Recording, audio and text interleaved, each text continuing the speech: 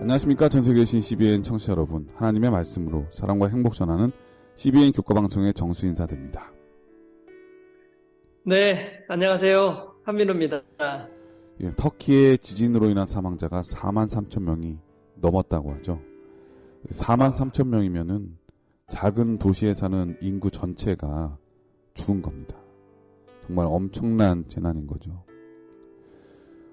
이 일을 위해서 수많은 사람들이 지금 도움의 손길을 보내고 있는데, 우리 아들아도 열심히 그 일을 하고 있는 것 제가 페이스북으로 봤거든요. 목사님께서 그 일을 좀 담당하시는 위치에 있잖아요. 그죠? 네, 저도 이게 초짜 신임 부장이다 보니까, TV를 보면서 불현듯 그런 생각이 들더라고. 이 도움의 손길을 줘야 되는 역할을 해야 되는 사람이, 바로 나구나라는 생각이 들었고요. 네, 이제 정신을 차리고, 우리 성도님들께 이제 호소하고 있고요. 좀 도움의 손길들을 좀 많이 주시면, 아드라가 적극적으로 우리 터키에 있는 그 도움이 필요한 분들에게 도움을 주려고 굉장히 많은 계획들과 지금 일정들을 의논하고 있습니다. 여러분들 우리 터키에 어려움 당한 거 좀 기억해 주시고, 할 수 있는 대로 후원해 주시면 정말 좋을 것 같습니다. 예, 사랑하는 일을 떠나보낸 슬픔도 슬픔이지만 지금 살아있는 분도 어떻게 살아야 될지 되게 막막할 것 같거든요. 이 일을 우리가 다 알고 있기 때문에 우리 마음에 이렇게 움직이시는 대로 아드라를 통해서 도움의 손길을 보내주신다면 큰 힘이 되리라고 생각되어집니다. 저는 이 일을 보면서 사람은 정말 앞일을 모른다고 하는 것이고, 또한 죽음이 남의 일이 아니다라고 하는 생각이 드는 것입니다. 그 유명한 스티브 잡스가 말했던가요? 죽음은 하나님이 주신 최고의 선물이라고. 그가 췌장암으로 죽어가면서 병상에서 이런 말을 했다고 하죠. 내가 평생에 모은 재산도 가져갈 수가 없다. 내가 가져갈 수 있는 것이 있다면 그것은 오직 사랑으로 점철된 추억뿐이다. 지난주에 저도 저희 교회 집사님 한 분이 돌아가셔서 장례를 치르게 되었는데요. 그 아들이 저하고는 육촌 형제입니다. 그러니 돌아가신 집사님이 제게는 숙모님이 되시는 거죠. 그런데 이분이 병원에서부터 돌아가시기까지 약 50일이 있었는데, 이 아들이 그 50일 동안 함께 한 것입니다. 그 기간에 어머니와 기도하면서 그래도 많은 시간을 보낼 수 있어서 하나님께 감사했다는 말을 들었거든요. 사랑하는 사람을 떠나 보내야 한다는 것, 너무나 힘든 일이죠. 하지만 세상에서는 이해할 수 없는 슬픔과 일들을 그 부활의 아침에는 깨닫게 될 것이고, 그 슬픔은 기쁨으로 변하게 되리라고 확신합니다. 이 부활의 소망을 가지고 사랑하는 이들을 잃은 모든 유가족들이 소망과 힘을 얻게 되기를 간절히 바라보고요. 하나님의 따뜻한 위로가 사랑하는 이를 잃은 수많은 유가족들에게 하나님께서 함께해 주시기를 간절히 바라봅니다. 자, 오늘은 청지기직분 제 8번째 시간인데요. 팬데믹 이후에 사람들이 자기 건강을 스스로 지키기 위해서 정말 노력을 많이 하잖아요. 목사님도 노력하고 계신가요? 네. 아무래도 노력을 열심히 해야 될 것 같습니다. 예, 아무래도 전보다는 이제 관심이 많은데, 제가 있는 이 필리핀도 고혈압, 당뇨 환자들이 정말 많아요. 아무래도 먹는 음식이 좀 짜다 보니까 그런 일이 있는 것 같은데, 저도 그래서 신경이 좀 쓰여가지고 고혈압과 고지혈에 좋다는 약초를 지금 찾아 먹고 있거든요. 근데 아는 게 힘이라는 말이 있잖아요. 제가 우리 조경남 교수님이란 분하고 2년간 약초 방송을 했었는데, 그게 정말 도움이 많이 됐던 것 같습니다. 그런데 이번에 우리 조경남 교수님께서 삼육간호보건대학교에서 약초 관리사 과정을 10주 동안 강의하신다고 해요. 10주 동안요? 네, 10주 동안. 이번 강의는 약초를 어떻게 조제해서 먹어야 하는지, 그 극비 처방 그리고 비법까지 알려주신다고 하거든요. 기회 되시면은 삼육보건대학 사이트에 들어가셔서 꼭 신청하셔가지고 귀한 지식도 얻으시고 관리사 자격증 취득하시면 일석이조의 효과를 누리지 않을까. 그리고 또 우리가 청지기로서 온라인으로 하는 겁니까? 오프라인으로? 온라인으로 어디서든지 할 수 있다고 합니다.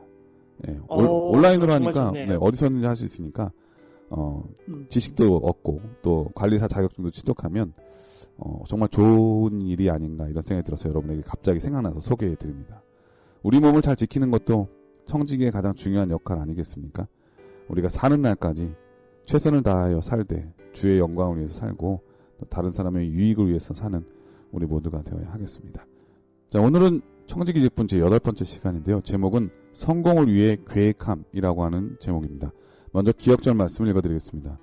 무슨 일을 하든지 마음을 다하여 주께 하듯 하고 사람에게 하듯 하지 말라.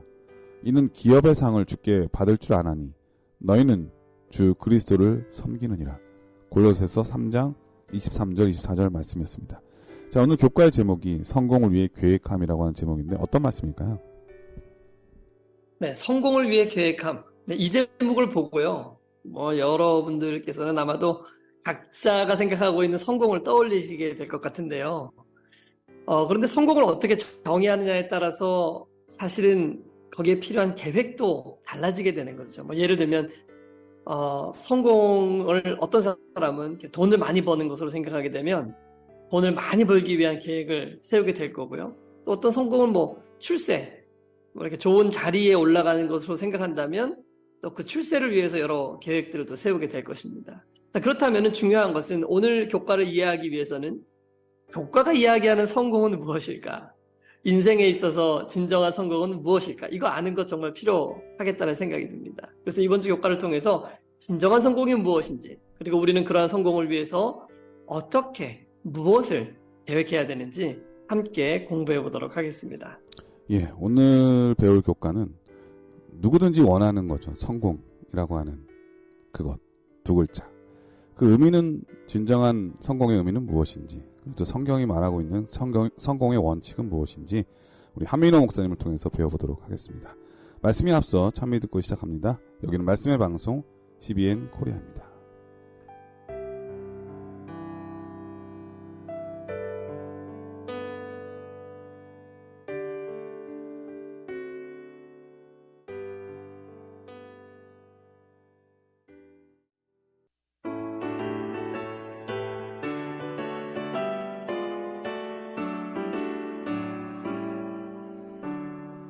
내 생전 살 동안 힘써 일하고 금 같은 세월을 허송하라. 예수 주소장에서 너를 부르니 늘 주님의 일하라. 일해야 할 때 일하라. 금 같은 시간 흐른다. 이는 양을 위해 수고하는 것은 참 기쁜 일이로다. 예, 찬미 잘 들었습니다. 이로써지는 우선순위 바르게 하기라고 하는 제목인데요. 어떤 말씀일까요? 네, 먼저 교과 질문 읽어드립니다. 전도서 12장 1절을 읽어보라. 이 성경절이 우리에게 주는 기별은 무엇인가? 네, 전도서 12장 1절의 말씀을 먼저 좀 읽어드립니다. 너는 청년의 때 곧 곤고한 날이 이르기 전 나는 아무 낙이 없다고 할 해가 가깝기 전에 너의 창조자를 기억하라. 네, 기억하라. 1월 교과는 우선순위를 바르게 하기라고 제목이 정해져 있는데요. 누구든지 성공을 원한다면, 진정한 성공, 참된 성공을 원한다면은 반드시 이 우선순위를 바르게 하는 것이 너무나도 중요한 것입니다. 특별히 청년의 때, 네, 어린 시절부터 하나님을 기억하고 우리의 삶의 1순위에 하나님을 두는 것, 이것만큼 성공을 위해서 중요한 것은 없는 것입니다. 왜냐하면요, 이 시기에 하나님을 어떻게 인식하게 되느냐, 그리고 그분을 창조주로, 즉 나의 삶의 주인으로 모시느냐 하는 것은요, 그 이후에 벌어질 인생의 방향을 결정짓는 가장 중요한 요소이기 때문에 그렇습니다. 이 결정에 따라서 한 사람의 인생은요, 전혀 다른 방향으로 가게 됩니다. 방금 읽은 구절에 너는 청년의 때 곧 곤고한 날이 이르기 전 창조자를 기억하라고 했죠. 자, 청년의 때, 그 다음에는 무슨 일이 일어나냐면 곤고한 날이 이른다는 거예요. 청년의 때가 지나면 곤고한 날이 이르는데 그 전에 하나님을 아는 것이 중요하다는 것입니다. 왜냐하면 청년의 때가 지났는데도 여전히 하나님을 모르고 산다. 하나님을 주인으로 모시고 살지 않는다. 그러면 우리 인생은 반드시 곤고한 날로 접어들게 될 수밖에 없다는 것을 얘기하는 것입니다. 물론 세상적으로 성공할 수는 있겠죠. 하나님 없이도. 뭐 사람들의 존경과 찬사를 받을 수도 있을 것입니다. 그러나 그렇다고 진정한 행복을 누리는 것은 아닐 것입니다. 기쁘지도 않을 것입니다. 그 삶에는요, 만족이 있을 수 없고 공허함밖에는 있을 수가 없습니다. 인생의 공고함은 그렇게 시작되는 것입니다. 하나님이 안 계신 인생. 그것이 바로 곤고한 인생이죠. 그렇기 때문에 우리는요, 인생을 시작할 때 올바로 시작해야 될 필요가 있어요. 오직 하나님만을 주인으로 모시고 하나님만을 따르며 하나님의 모든 말씀을 최우선으로 여기는 그 삶을 우리는 시작해야 하는 것입니다. 특별히 어린 시절과 학생 시절 그리고 청년 시절에는요, 주변의 영향을 굉장히 많이 받으면서 지내는 그런 시간들이죠. 내 인생이긴 하지만은 주변의 지지와 도움으로 살아가는 시기입니다. 그러나 청년의 시기가 지나면 자신의 인생의 모든 것을 스스로 책임지고 스스로 결정해야 되는 때가 이르게 되는 것입니다. 그때 우리가 해야 되는 가장 중요한 것이 무엇입니까? 그것은 바로 우리의 인생의 우선순위를 예수님께만 두는 것입니다. 그때 예수님을 우리의 인생의 우선순위로 두지 않는다면, 예수님 없는 삶을 살게 되면은 본격적인 공고한 삶이 시작되기 때문인 것입니다. 그래서 오늘 일요일 교과의 두 번째 질문은 이것입니다. 야곱의 삶에서 하나님만을 모시기로 결정한 시기가 결혼 전이었는데 왜 결혼 전에 그런 결정을 내리는 것이 중요한 것일까? 네. 창세기 29장 9절로 29절에 읽어보면 야곱이 그의 아내를 얻는 과정들이 기록되어 있죠. 야곱은 그 앞에 28장에서 베델에서의 사건에서 오직 하나님만을 섬기겠노라고 서원하는 모습을 우리는 볼 수 있습니다. 그리고 그 증표로 10분의 1을 하나님께 구별해 드리기로 결심하였죠. 그 후에 야곱은 삼촌 라반의 집에서 봉사하고 아내를 얻게 되었습니다. 자, 야곱은요, 그가 아내를 얻기 전에 이미 그의 마음을 하나님께로 결정짓고 확정짓고 11조를 하나님께 드리기로 결정했던 것입니다. 왜 이것이 그토록 중요한가? 왜냐하면 그의 마음이 하나님께로 향하여 있었기 때문에 여인을 바라보는 그의 가치관이나 시각, 성공에 대한 개념도 모두가 바뀌어 있을 수밖에 없었던 것입니다. 결혼은요, 일생에 있어서 가장 중요한 결정 중에 하나죠. 이 결정을 내리기 전에 우리는 반드시 예수님을 우리의 신앙의 우선순위로 이렇게 모실 필요가 있는 것입니다. 왜냐하면 이제 본격적으로 중요한 결정들을 내려가면서 살아가게 될 텐데 하나님을 우선순위로 섬기는 것만큼 더 중요한 결정이 또 있을까요? 왜냐하면 이 결정을 우리가 어떻게 내리느냐에 따라서 우리의 인생은, 특별히 우리가 만나는 배우자의 모습은 전혀 다른 모습의 배우자를 만나게 될 것입니다. 직업이라든지 뭐 기타 다른 문제들은요, 잘못 결정하면 바꿀 수도 있습니다. 그러나 결혼은 그렇지 않죠. 우리의 인생의 방향을 결정질, 그리고 물릴 수 없는 그런 결정이 내려지기 전에 올바른 결정을 내릴 수 있도록 하기 위해서 하나님과 동행하고 하나님을 우리의 삶의 우선순위로, 1순위로 그렇게 모시는 것이 너무나도 중요하다는 것, 우리 젊은이들뿐만 아니라 결혼한 이후에도 우리 모두에게도 하나님이 우리의 삶의 우선순위가 되기를 바랍니다. 예, 일어서지는 우선순위 바르게 하기라고 하는 제목인데요. 우리 사람들은 길로 다니잖아요, 길. 그러니까 길이 없는 그렇죠. 곳을 다니기는 쉽지 않거든요. 뭔가를 네. 확실히 알아야 길을 만드는 사람이 될 수 있죠. 그렇지 않고서는 대부분이 다 만들어진 길대로 가게 돼 있거든요. 근데 제가 얼마 전에 그 방송을 봤더니 우리 뇌에도 길이 있대요. 그래서 네. 경험한 그 길대로만 가려고 한답니다. 그래서 길이 뇌의 길이 어떻게 만들어지냐면 경험을 통해서 만들어지는 거예요.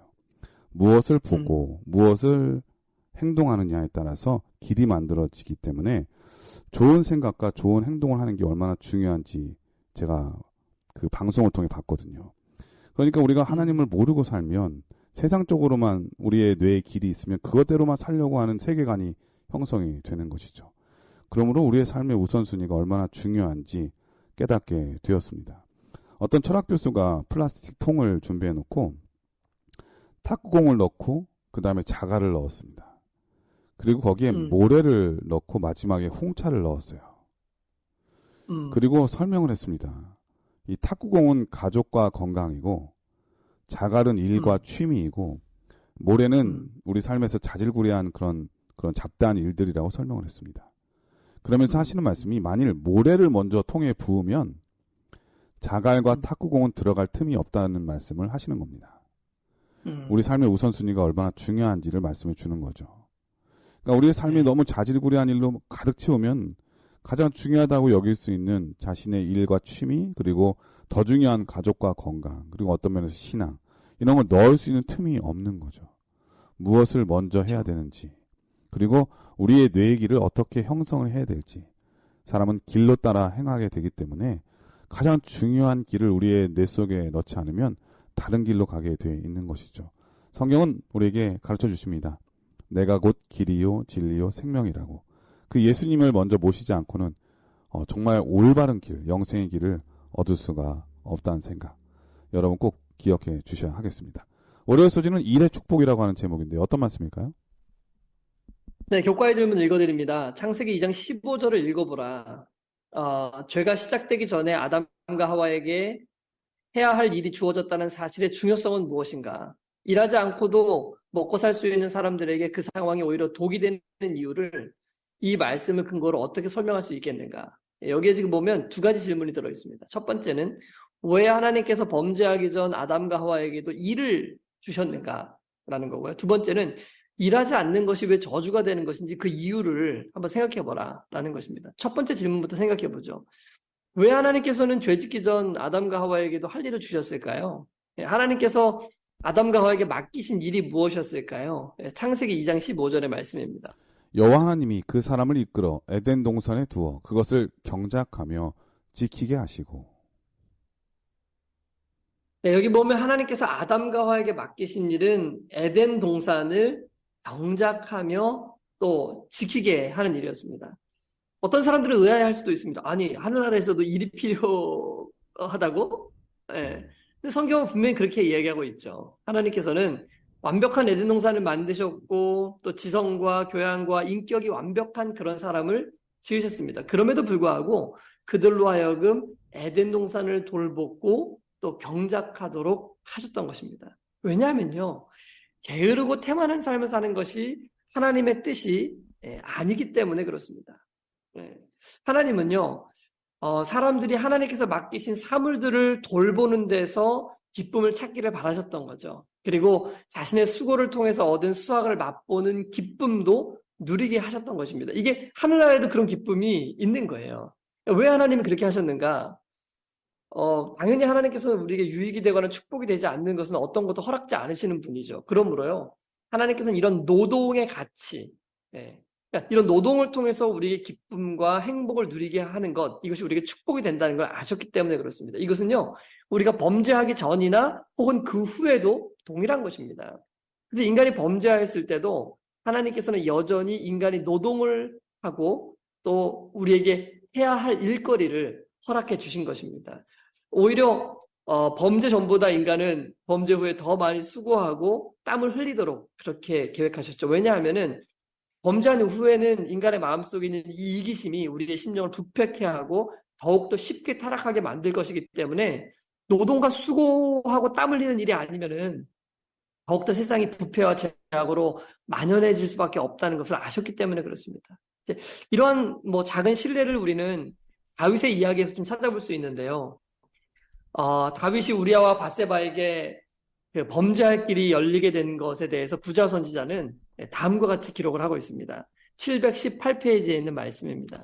암몬 사람과의 전쟁을 종결짓기 전에 다윗은 군대의 지휘권을 요압에게 맡기고 예루살렘에 돌아왔다. 유혹하는 자가 다윗의 마음을 점령할 기회를 포착한 것은 그가 아니라고 방심하고 있던 이때였다. 네, 그러니까 다윗이 군대를 지휘하고 수고와 고생 가운데 있을 때는 죄가 그의 삶에 뚫고 들어가기가 굉장히 어려웠다는 거예요. 그러나 군대의 지휘권을 요압에게 맡기고 예루살렘으로 돌아왔을 때 전쟁이 거의 다 끝나가고 있고 승리가 거의 다 확실해져서 그의 마음이 안일과 방심 가운데서 태만과 게으름으로 이어지게 되었다는 것입니다. 사단은 이런 기회를 결코 놓치지 않았습니다. 결국 한가한 시간들은 다윗을 범죄의 길로 이끄는 가장 큰 1등 공신이 되었던 것이죠.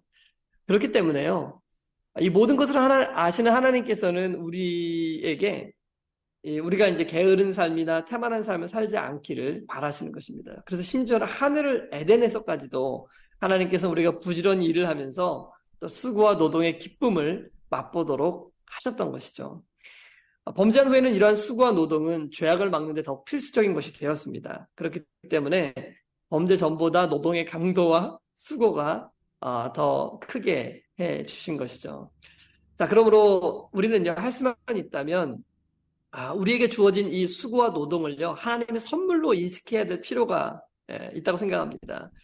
모든 수고와 노동은 우리를 지키시고 또 구원하고 생명 가운데로 인도하시기 위한 하나님의 특별한 선물임을 우리가 다 기억을 했으면 좋겠고요. 노는 시간 많이 갖지 않고, 뭐 쉬는 시간은 당연히 필요하겠지만은 모든 연령대 사람들이 자신이 할 일을 찾아서 또 이렇게 게으르지 않은 삶을 열심히 살아가는 우리 모두가 되었으면 좋겠습니다. 예, 월요일 소지는 일의 축복이라고 하는 제목인데, 정말 죄가 없던 세상에서도, 에덴에서도 하나님께서 아담과 하와에게 할 일을 주셨다고 하는 것은 매우 특별한 의미가 있는 것 같습니다. 이 일이 있다고 하는 건 정말 행복한 것이죠. 뭘 해야 될지 네. 모르는 사람은 방황하게 돼 있고, 그 방황 때문에 삶이 어디로 가야 될지 몰라서 낙담하고 실망하고 또 우울증에 빠지는 경우가 그런 경우가 많잖아요.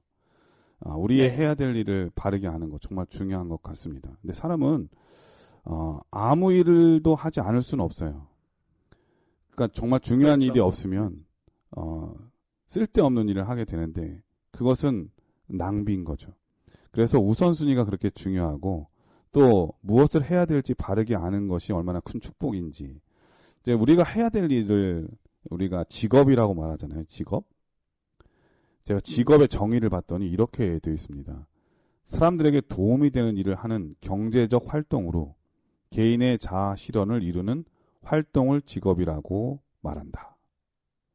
그러니까 사람들에게 도움이 되는 일을 해야 되고요.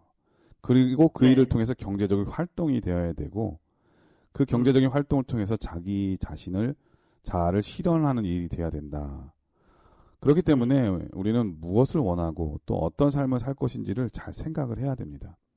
그러한 삶에 있어서 그게 바르게 정해져야 그 다음에 경제적인 만족도를 생각할 수 있는 거죠. 놀랍게도 이제 새로 직장을 갖는 그 신입생들 있잖아요. 그런 사람들이 네. 1년 이내에 이직을 경험한 그 경우가 무려 70%가 넘는다고 합니다. 그러니까는 네. 이게 내한테 잘 맞는지 안 맞는지 잘 모르는 경우가 많고 또 안 맞는 경우도 많이 있다는 거죠. 그렇기 때문에 내가 뭘 원하는지 그리고 어떤 삶을 살 것인지 깊이 생각을 해야 되는데, 그런 일들을 위해서는 기도가 필요하고 하나님의 지혜가 필요하다, 그런 생각이 듭니다. 우리의 가치관과 일치되는 일을 선택하라고 많은 사람들이 조언을 하는데요. 성경의 조언을 따르는 우리 모두가 됐으면 정말 좋겠습니다. 자, 화요일 소지는 돈을 버는 시기라고 하는 제목인데 어떤 말씀일까요? 네, 먼저 교과의 질문 읽어드립니다. 디모데전서 5장 8절, 전도서 14장 23절, 골로새서 3장 23절, 24절을 읽어보라. 이 구절들을 통해 가정의 재정 관리에 대해 어떤 중요한 교훈을 배울 수 있는가? 자, 두 구절만 읽어보겠습니다. 먼저 디모데전서 5장 8절의 말씀입니다.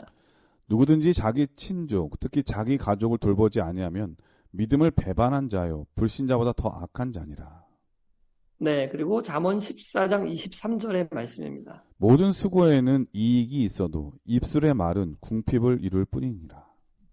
네, 화요일 교과에서 말하고자 하는 요지가 뭐냐 하면요. 인생에는 때가 있는데, 먹고 사는 일을 위해 노력해야 될 때도 있다. 그리고 그런 일들을 통해서 가족들을 돌보고 자신의 삶을 돌보고 스스로의 삶에 책임을 지는 그런 삶을 사는 것이 중요하다. 네, 이것이 이제 이 화요 교과의 요지인데요. 매우 어린 나이 혹은 뭐 연로한 나이에는 돈을 버는 시기가 아니죠. 그러나 그러한 시간들을 제외하고 나면은 나머지 우리 인생의 대부분의 시간 동안은 우리가 생계를 책임지고 가족들을 돌보면서 살아가야 하는 것입니다. 우리가 앞서 살펴본 것처럼 이것은요, 하나님께서 그렇게 하도록 의도하신 일이에요. 이렇게 생계를 꾸리기 위하여 열심히 일하는 것이야말로 게으름이 들어오지 못하도록 막는 장벽이 될 뿐만 아니라 범죄치 않도록 도와주는 파수꾼이 되기 때문에 그렇습니다. 자, 그렇다면 하나님께서 우리가 이런 생계를 책임져야 하는 이 시기를 어떻게 준비하기를 바라실까? 오늘 교과에서는 세 가지 중요한 원칙들을 우리에게 설명해주고 있는데요. 자, 첫 번째는 그리스도인 가정 환경을 제공하라 이렇게 되어 있습니다. 이것이 돈을 버는 것과 무슨 관련이 있을까라고 생각하시는 분들도 계실 텐데요. 그런데 이것이 중요한 이유는 우리가 아무리 돈을 많이 벌어도 우리가 만약 신앙을 잃어버린다면 우리는 모든 것을 잃는 것이나 다름이 없습니다. 그러므로 가장 먼저는 돈 버는 일 때문에 하나님을 소홀히 해서는 안 된다는 것을 기억하기 위해서 첫 번째는 그리스도인 가정 환경, 하나님을 믿는 이 가정, 이것을 챙기는 것이 정말 중요하다라고 얘기한 거고요. 자, 두 번째는 자녀들이 즐거운 마음으로 일하도록 그리고 일을 소중히 여기도록 가르치라. 이게 참 쉬운 일이 아니겠죠. 왜냐면 일이라는 거는 되게 귀찮고 하기 싫은 거잖아요. 가정일도 마찬가지고. 세상에는 공짜가 없다는 말이 있잖아요. 예. 네. 그리고 남의 돈 이렇게 벌기가 쉽냐고 이런 말도 많이 있잖아요. 그렇기 때문에 맞아요. 네. 뭔가에 대한 그 돈을 받고 한다는 거는 책임감이 있어야 되고 최선을 다해야 된다고 하는 것도 있고 때로는 하기 싫어도 해야 된다는 그러한 무거운 책임감이 또 주어지기도 하잖아요. 맞습니다.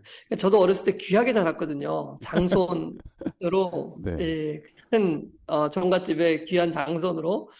그래서 손안에 물 한 번 안 묻히고 이렇게 자랐는데, 이게 자라고 나니까 이게 좋은 게 아니었더라고요. 예, 어렸을 때부터 일을 가르쳐주고 자기가 해야 될 이런 작은 일에 충성하는 법을 가르치는 것이 정말 가정에서는 중요한 일이라는 것을 깨닫습니다. 근데 여기 보면은 이거를 기쁜 마음으로 할 수 있게 가르친다는 것은 사실 여간 힘든 일이 아닌 것입니다. 그러나 어렸을 때 자신에게 주어진 일을 기쁨으로 수행하는 훈련을 받는다면 인생에 있어서 이것보다 더 가치 있는 일이 또 있을까? 예, 아마 성공을 위한 중요한 자질을 교육받았다고 할 수 있지 않겠습니까? 예. 이것이 이제 오늘 교과에서 이야기하는 두 번째이고요. 근데 그다음에 세 이제 번째는 자기가 하고 싶은 일이 뭔가 있잖아요. 뭔가 갖고 싶은 게 있거나 네. 하고 싶은 게 있으면 일하는 것도 즐겁게 일할 수가 있거든요. 그런데 네. 자기는 하기 싫은 일, 그다음에 뭘 해야 될지 모르는 상황에서 어쩔 수 없이 먹고 살기 위해서 돈을 벌어야 되는 상황에서는 재미가 없는 거죠, 일이.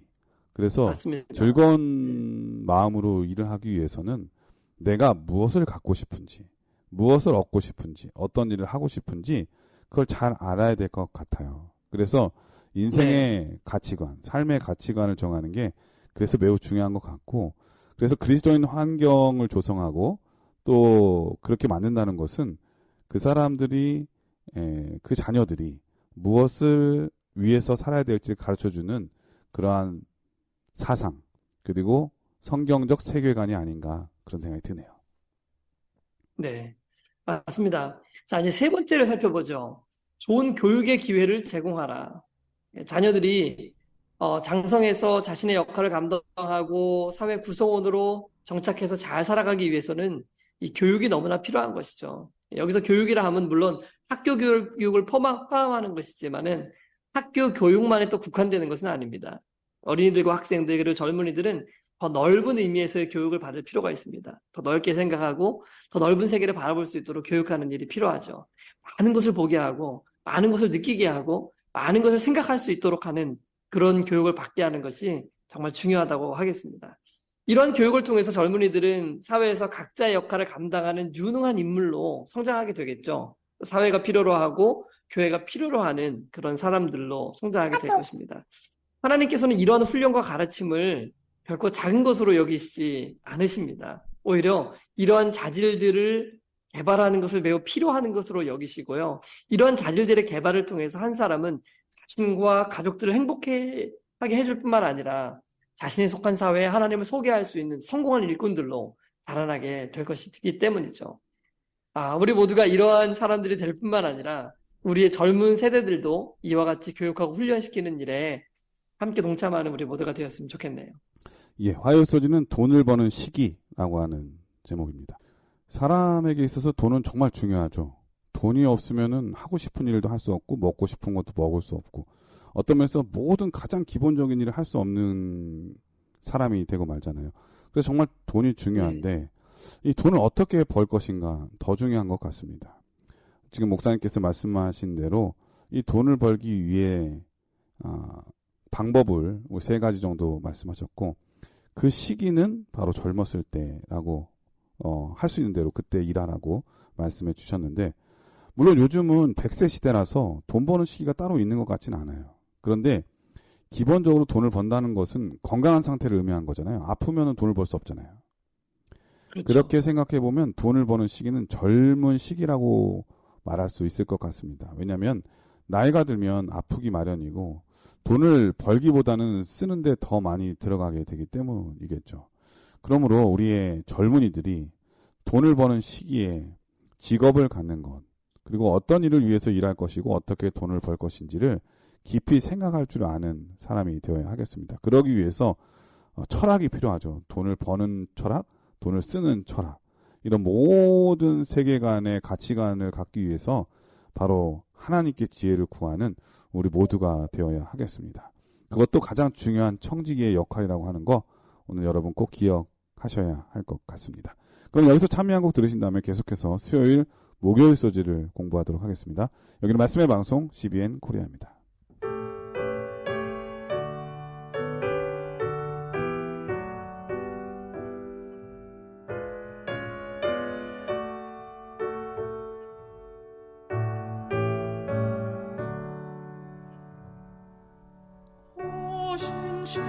신실하신 주 내 아버지여, 내 함께 계시니 두려움없네. 그 사랑 언제도 지키시며 어제나 오늘이 한결같네. 신실하신 주, 오 신실하신 주, 날마다 자비를 베푸시며 일용할 모든 것 내려주시니, 오 신실하신 주, 나의 예, 수요일 소지는 성실하게 일하기라고 하는 제목인데 어떤 말씀일까요? 네, 수요 교과의 제목은 제목만 봐도 교과의 핵심이 뭔지를 분명하게 알 수 있죠. 네. 교과의 질문 한번 읽어봅니다. 창세기 39장 2절로 5절을 읽어보라. 비록 성경이 구체적으로 말하고 있지는 않지만 요셉의 주인으로부터 그런 신뢰를 받기까지 어떻게 행동했다고 생각하는가? 창세기 39장 4절의 말씀 읽어드립니다. 요셉이 그의 주인에게 은혜를 입어 섬김에 그가 요셉을 가정 총무로 삼고 자기의 소유를 다 그의 손에 위탁하니. 성경에서 근면성실에 대해서 이야기할 때 반드시 빠지지 않고 등장하는 한 사람이 있죠. 네, 요셉입니다. 요셉. 천한 종의 신분에서 총리의 자리까지 오르게 된 가장 위대한 성공의 아이콘이 바로 요셉이죠. 요셉의 그러한 성공의 시작은 어디서부터였을까? 바로 12대장 보디발의 집에서 갈고 닦은 근면 성실 아니었겠습니까? 요셉은 가장 비천하고 낮은 위치에 있을 때 상심하거나 낙심하지 않고 그가 할 수 있는 최선을 다해서 보디발을 섬겼던 것입니다. 그곳에서 그는 근면함과 성실함을 연습하고 키워 나갔던 것이죠.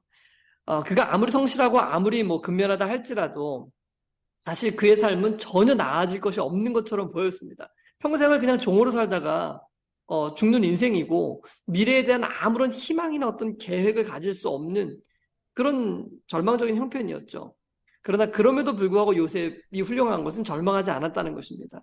그리고 자신이 할 수 있는 최고의 근면함과 성실함을 연습하였던 것입니다. 이것은요, 오늘 우리에게 정말 위대한 가르침을 줍니다. 왜냐하면 우리가 이 땅에서 사업장에서 일을 하거나 뭘 할 때 내가 더 좋은 것이 나아질 희망이 보일 때 조금 열심히 하고 그러지 않을 때는 그냥 대충대충 할 수 있거든요. 그러나 요셉의 이야기는 오늘 우리에게 근면은요, 성실은 그것을 연습하는 사람에게 그 자체만으로도 최고로 가치가 있는 선물을 준다는 것을 이야기해주고 있습니다. 왜냐하면 성경은 요셉의 그러한 생애에 대해서 다음과 같이 기록하고 있기 때문에 그렇습니다. 창세기 39장 2절로 3절의 말씀입니다.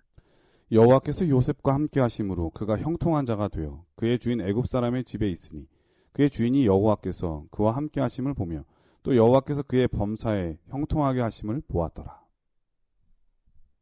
네, 어떻게 보면 참 너무도 기가 막힌 말씀입니다. 이건 정말 왜냐하면 첫 번째로 요셉의 형편은 정말 가망 없는 절망적인 상태였는데 성경은 그 상황에 대해서 뭐라고 얘기하고 있습니까? 지금 종으로 살고 있는데 그가 형통한 자가 되었다라고 말합니다. 종의 삶, 그 형들에게 팔려가지고 정말 비천한 삶을 살아가는 그 삶, 소망도 없고 희망도 없고 미래도 보이지 않는 전혀 암담한 삶을 살아가고 있는 그 한 사람에게 그의 삶이 성경은 형통한 자가 되었다라고 이야기하는 것입니다. 이거 어떻게 보면 정말 이해가 안 되는 거거든요. 근데 하나님은 그렇다고 말씀하셔요. 내가 아무리 비천에 처하고 불행한 것처럼 보이는 삶을 살아도 우리가 근면과 성실로서 하나님 앞에 서게 되면, 그리고 하나님 앞에 신실한 신앙인으로 서게 되면 하나님께서는 바로 그것이 형통한 자의 삶이라고 우리에게 말씀해 주는 것입니다. 왜냐하면 그 삶이야말로 하나님께서 가장 가치 있게 보시는 삶이기 때문에 그렇습니다. 하나님은요, 우리의 위대함이나 우리가 얻은 세상적 결과물을 가치 있게 보는 것이 아닙니다. 하나님이 관심 있게 보시는 것은 우리가 오늘 이 시간 우리의 형편과 상관없이 우리가 진실함으로 하나님을 섬기느냐, 우리가 우리의 삶에 주어진 매 순간순간마다 정말 성실함으로 최선을 다해 하나님을 섬기듯 사람을 섬기며 살아가고 있는지, 그것을 우리에게 가치 있는 삶이다, 형통한 삶이다 라고 말씀해주고 계시는 것입니다. 왜냐하면요, 우리가 그런 삶을 살아갈 때 하나님께서는 우리를 통해 하나님을 드러내는 더욱 놀라운 일을 하실 수 있기 때문에 그렇습니다. 예. 우리가 어느 위치에 있느냐 상관없습니다. 우리가 있는 위치에서 하나님은 우리를 통하여 하나님의 존재와 하나님의 영광을 사람들에게 드러낼 수 있기 때문에 그런 것입니다. 바로 성경은요, 그래서 보디발이 요셉을 통하여 하나님을 보았다라고 기록하고 있는 것입니다. 이건 정말 너무 놀라운 말씀이에요. 보이지 않는 하나님을 보디발이 요셉의 근면함과 성실함을 통해서 보았다는 것입니다. 하나님께서 우리에게 요구하시는 것이 바로 그것이죠. 우리가 어떤 형편에 있을지라도 하나님을 신뢰하는 것을 그치지 말고 가장 근면하고 가장 성실한 자의 모습으로 살아가게 된다면 우리 주변에 있는 사람들이 우리의 삶에서 역사하시는 하나님의 영광과 그분의 품성을 볼 수 있게 된다는 것입니다. 그렇게 할 때 하나님께서는 우리에게 가장 아름답고 형통한 자의 축복을 주시겠다고 약속해 주시는 것이고, 그러한 삶 자체가 하나님 안에서 누릴 수 있는 참된 평안과 기쁨 안에서 하나님이 주시는 최고의 선물이 된다는 것을 우리 모두가 알 수 있게 될 것입니다. 우리 모두 그런 놀라운 축복을 누리게 되기를 간절히 소원합니다. 예, 수요일서지는 성실하게 일하기라고 하는 제목인데요. 이 성실하게 일하기라고 하는 기본 전제 조건은 다른 사람에게 유익이 돼야 된다는 생각이 듭니다. 그 형통이라는 말은 나만 잘 된다는 뜻이 아니라 나도 잘 되고 상대방도 주변에 있는 사람도 잘 돼야 그게 형통이잖아요. 그렇기 때문에 다른 사람을 위해서 다른 사람의 유익을 줄 수 있는 그런 일을 하는 사람 돼야 되는 것 같습니다. 그러니까 성실이라는 말 속에는 실속 있는 사람 이렇게 또 말할 수 있을 것 같아요. 실속이 없으면 안 되잖아요. 그 도산 안창호 선생님, 그분이 나라가 어려울 때 배워야 되겠다는 생각으로 미국으로 유학을 갔다고 그래요. 그러니까 유학생들이 힘들잖아요. 항상 보면은. 그러니까 아르바이트를 하는데 그렇죠. 이분도 오렌지 농장에서 일을 했다고 합니다. 근데 이게 오렌지 따는 게 땡볕에서 일을 하다 보니까 얼마나 고되겠어요. 공부하랴 또 일하랴. 그러니까 거기에 있는 수많은 사람들이 주인이 볼 때는 일을 하는 척 하지만은 주인이 없을 때는 건성건성 일하는 거예요. 이 모습을 본 이 안창호 선생님이 농장에서 일하고 있는 한국 사람들 다 불러 모은 겁니다. 여기서 오렌지나 따고 있다고 생각할 수도 있지만 여러분들은 조국의 미래를 위해서 초석을 닦는 정말 중요한 땀을 흘리고 있는 사람들이다. 우리 조국을 생각하면서 더 성실하게 일합시다. 그러면 언젠가 인정받는 날이 올 것이다. 그런데 그 말을 들은 이제 사람들이 매일매일 보든 보진 않든 자기 일을 하게 되는 거죠. 그러니까 몇 달이 지난 다음에 갑자기 오렌지 농장 주인이 안창호 선생님을 부르더래요. 그러면서 하는 말이 당신이 오고 나서 한국 사람들이 맡은 구역에만 유독 수확량이 몇 배가 늘었다는 겁니다. 그러니 내가 당신들의 급료를 올려주지 않을 수 없겠다고 하면서 급료를 올려주면서 이런 말을 하더래요. 내가 앞으로는 더 많은 한국 사람들을 고용하겠다. 작게 보이는 그 성실함 때문에 나라의 이미지가 바뀌어진 것이고 그 나라 사람들에 대한 이미지도 완전 바뀐 거 아니겠습니까? 그러므로 우리는 성실하게 일하되 다른 사람에게도 유익을 주는 그런 성실한 사람, 그리고 그러한 기쁨을 공유할 수 있는 사람이 될 때에 우리 모두가 내가 하는 일 때문에 행복해지고 그 속에서 바로 예수님을 나타낼 수 있지 않을까. 복음 전도의 일도 바로 우리가 하는 일에 대해서 성실하게 할 때에 또 형통케 되는 모습을 보일 때에 하나님을 드러낼 수 있다고 하는 거 우리가 배울 수 있었습니다. 목요일 소지는 하나님의 조언을 구함이라고 하는 제목인데 어떤 말씀일까요? 네, 뭐 우리가 이제 뭐 돈을 버는 시기도 있고 성실하게 해야 되는 것도 있고 일의 축복도 있고 여러 가지 이야기를 나눴는데요. 그러나 우리 성공을 위해서 어쩌면 정말 중요한 것, 그것은 하나님을 놓치지 않는 것이죠. 하나님을 마음에 품고 하나님께 묻고 하나님의 뜻을 따라 행하는 것 아니겠습니까? 목요일 교과는 그 부분을 다루고 있는 것입니다. 교과의 질문을 읽어드립니다. 잠언 3장 5절로 8절을 읽어보라. 여기에 나타난 원칙을 우리의 기본적인 재정관리에 어떻게 적용할 수 있겠는가? 자, 잠언 3장 5절로 6절의 말씀을 읽어드립니다. 너는 마음을 다하여 여호와를 신뢰하고 내 명철을 의지하지 말라. 너는 범사의 그를 인정하라. 그리하면 내 길을 지도하시리라. 네, 뭐 많은 분들이 좋아하는 성경절이죠. 저도 좋아합니다. 이 구절을 왜 이 구절을 좋아하냐면 바로 이 부분 때문에 사람들이 좋아해요. 그리하면 내 길을 지도하시리라. 얼마나 좋습니까? 하나님께서 우리의 삶을 지도해 주신다는데요. 그런데 우리가 잊지 말아야 될 것이 있어요. 이 구절은 조건절로 되어 있다는 거예요. 앞부분은 너는 마음을 다하여 여호와를 신뢰하고 내 명철을 의지하지 말라. 너는 범사의 그를 인정하라. 그리하면 내 길을 지도하시리라. 하나님의 지도를 받을 수 있는 사람은 어떤 사람인가? 첫째, 마음을 다해 여호와를 신뢰하는 사람입니다. 자신의 모든 삶의 인도자 되시는 하나님을 신뢰하기 때문에 자신의 전 삶을 하나님께 맡기고 또 따르는 사람, 그 사람이 바로 여호와를 신뢰하는 사람입니다. 두 번째, 자신의 명철을 의지하지 않는 사람입니다. 하나님의 어리석음이 인간의 지능보다 훨씬 더 지혜롭고 하나님의 약하심이 인간의 능력보다 훨씬 더 강하다는 것을 인정하는 사람, 그 사람은 자신을 신뢰하지 않을 것입니다.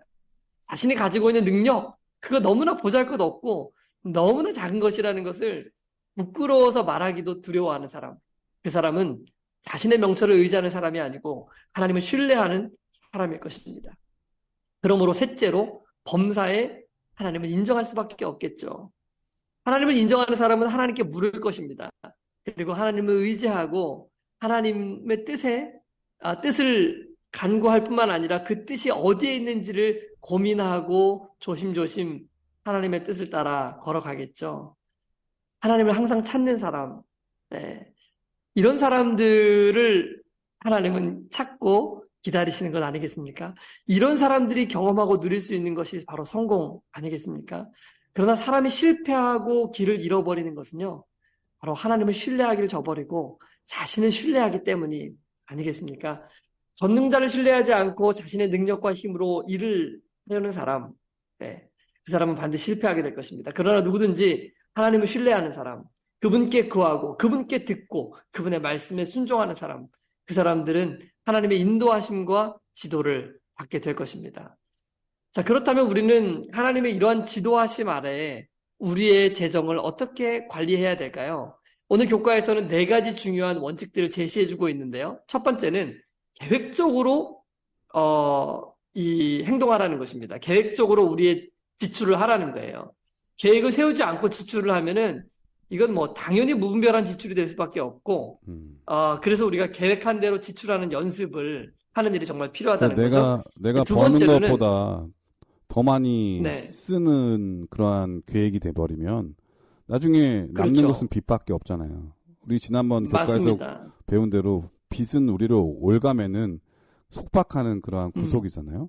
그렇게 되면은 물질의 맞습니다. 종이 되기 때문에 계획 있는 행동, 계획 있게 규모 있게 쓰는 것은 정말 중요한 것 같습니다. 네. 목사님 지금 말씀하신 것처럼 두 번째가 이제 버는 것보다 당연히 적게 지출해라. 그러니까 너무나 뭐 당연한 말씀인 거고요. 세 번째는 수입에서 일정 부분을 저축하라. 이 저축이 정말 중요하죠. 이제 저축을 하는 사람과 저축을 못하는 사람의 차이가 뭐냐면 저축을 하는 사람은 먼저 저축을 하고 씁니다. 네. 근데 저축을 못하는 사람들은 먼저 쓰고 남는 걸 저축하려고 하는 사람은 저축할 수가 없어요. 남는 게 결코. 없으니까. 아무리 써도 부족하거든요. 예. 그래서 우리가 저축하기 위해서는 먼저 저축하고 나머지를 예산을 가지고 써야 된다는 거 우리 기억하면 좋겠고요. 네 번째는 전염병 피하듯 빚을 피하라.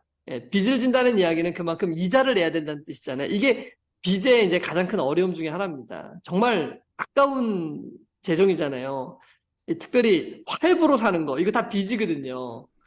그래서 활부로 사고 나면은 그 빚에 계속 쪼달리면서 갈 수밖에 없는 거예요. 그래서 이제 활부를 하지 않기로 결심하는 것이 중요하고요.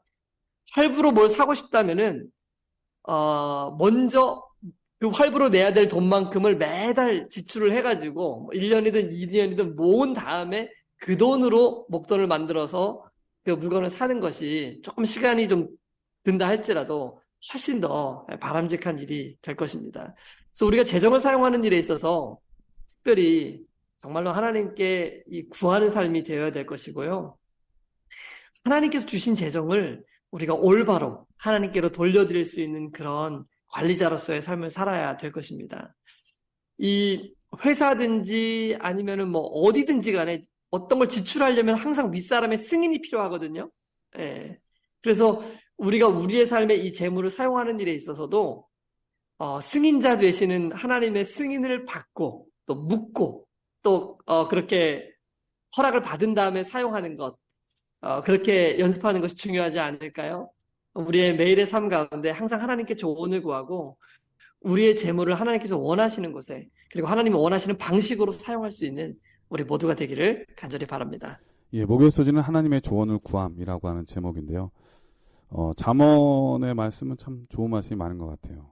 뭐 앞서 3장에 있는 말씀도 읽어드렸지만은 저는 16장에 있는 이 말씀 정말 좋습니다. 16장 9절에 있는 말씀. 사람이 마음으로 자기의 길을 계획할지라도 그 걸음을 인도하시는 자는 여호와시니라. 사람마다 다 나름대로 계획이 있어요. 계획이 다 있는데 그 계획대로 되느냐 안 되느냐는 바로 자기 지혜, 자기 아는 만큼밖에 안 되는 거거든요. 그래서 나보다 더 위대한 지혜를 가지신 분을 따르는 거 정말 중요한데 하나님의 지혜는 완전 무견하시잖아요. 그리고 온 우주를 다스릴 만큼 위대하시잖아요. 그렇기 때문에 내 뜻보다는 하나님의 계획대로, 하나님의 지혜대로 따르려고 하는 그런 마음가짐이 정말 중요하다 이런 생각이 듭니다. 한 번도 실패가 없는 분이 계시다면 그리고 항상 성공하는 길만 걸으신 분이 계시다면 그 사람이 나에게 조언해 주는 건 축복이죠. 그리고 우리는 믿음을 갖고 따르려고 할 것입니다. 근데 세상에 있는 사람들은 그런 사람이 없거든요. 하나님 외에. 네. 예, 그러므로 우리는 하나님의 지혜를 듣고 하나님의 조언대로 따라가는 사람이 되어야 되겠습니다. 그렇게 살면 실패가 없는 삶, 우리는 늘 성공하는 삶이 될 것입니다. 진정한 성공은 하나님과 가까워지는 것, 그리고 하나님께서 주시는 것을 받는 것, 그게 바로 진정한 성공이 아닌가 그런 생각이 듭니다. 목사님께서 이번 교과를 간략하게 요약해 주시고 기도하고 마치도록 하겠습니다.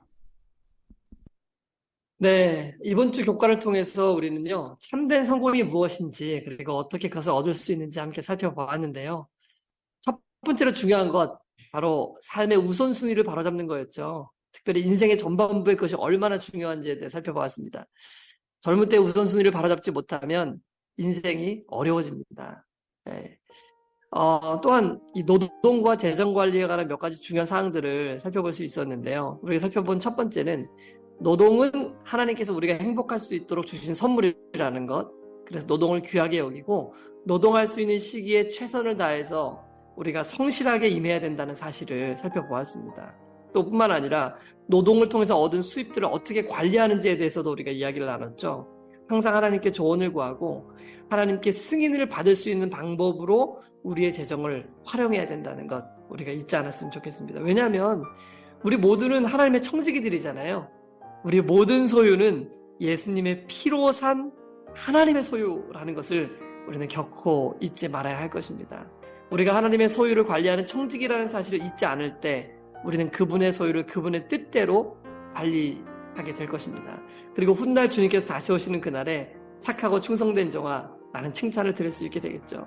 그것이 바로 우리가 지향하는 참된 성공이 아니겠습니까?